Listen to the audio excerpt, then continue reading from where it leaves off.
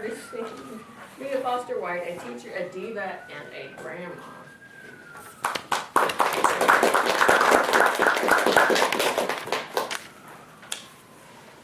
Good evening, fellow Toastmasters.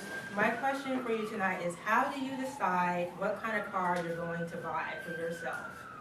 That's a question that I know I'm going to have to answer for myself personally in about a year from now. And the way I'm trying to come up with my decision on how to buy the perfect car is, I decided to characterize my last few cars. And they are characterized as a teacher, a diva, and a grandma. Now, when I went to buy this first car, I thought really sensible about what kind of car I should get. I decided, how much can I afford? What car is going to fit my needs?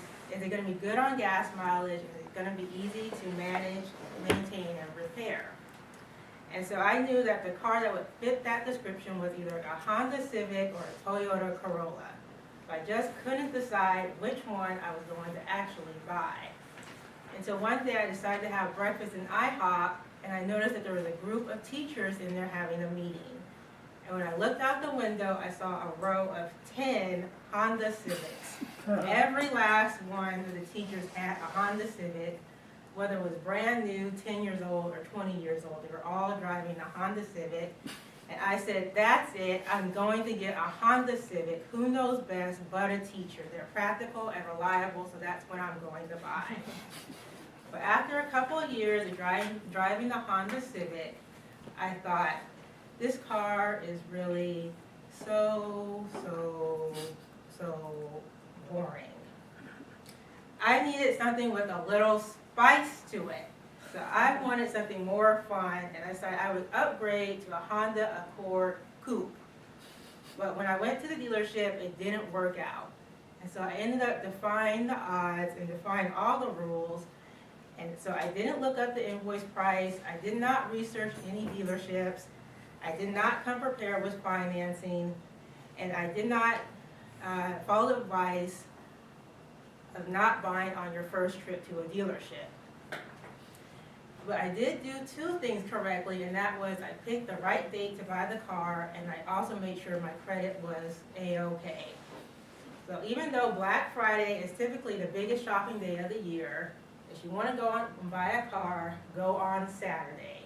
Because on Saturday, the dealership is dead, and they are begging you to please buy their car. So I sat down with the dealer, or the salesman, and he comes out and brings out the price to me, and I said, that is way too much money. So he says, okay. He comes back to with another price, and I said, I can't afford that either. So he comes back with another price, and I said, listen, I'm just going to stay with the Honda Civic. This is not working out. And so he says, well, if for special customers you have really, really good credit, we may be able to work something out for you. So I sat back and I leaned back forward and I said to him, run the credit.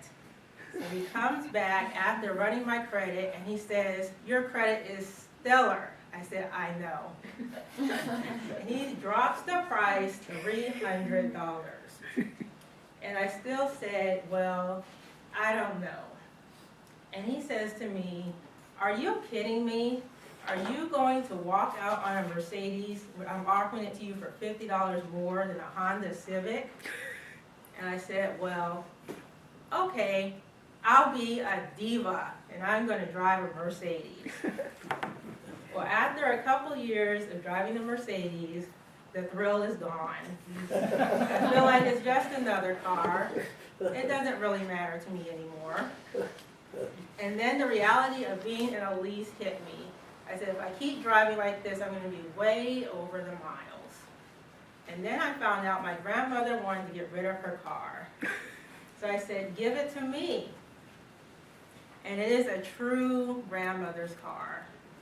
First of all, she bought the car while I was still in high school.